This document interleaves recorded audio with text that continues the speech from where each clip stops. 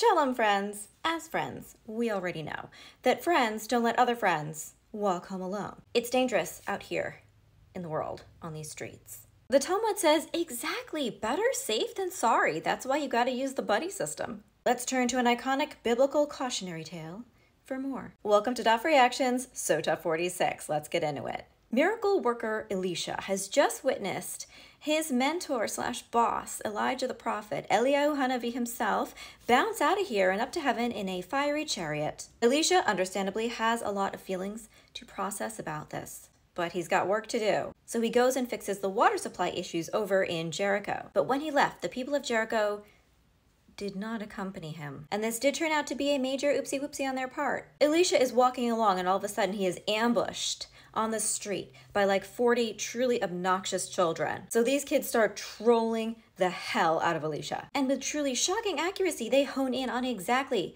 the thing that he is self-conscious about, aka his baldness. They're like, LOL, get the fuck out, Baldy. Who do you think you even are? Jason Statham? Dwayne "The Rock" Johnson? Vin Diesel? Any other members of the Fast and Furious franchise? You wish. Elisha turns around and fixes them with what we here on TikTok identify now as bombastic side eye. And you know in the Talmud, when the sages give a certain look, someone is about to be unalived. He curses this gang of delinquents in the name of God. So yeah, it is pretty much over. It's over for them. As soon as he says that, 2 bears exit the woods, come over, do a little rampage, and have a brunch of 42 children. If they had just stayed home and played video games, they would have lived. And look, I know some people might be like, Elisha really overreacted. This is a Will Smith at the Oscars situation, except worse, or a lot better, depending on which side of that incident you were on. The sages now share what they think really happened, maybe trying to walk it back a little bit, maybe trying to de-escalate the PR crisis that Elisha just caused and redirect the blame. The sages were like, well, first of all, these weren't children. They were young adults. They were just acting really immaturely. Shmuel is like, when Elisha looked at them, he saw that they had been conceived on Yom Kippur, which is, of course, a major no-no.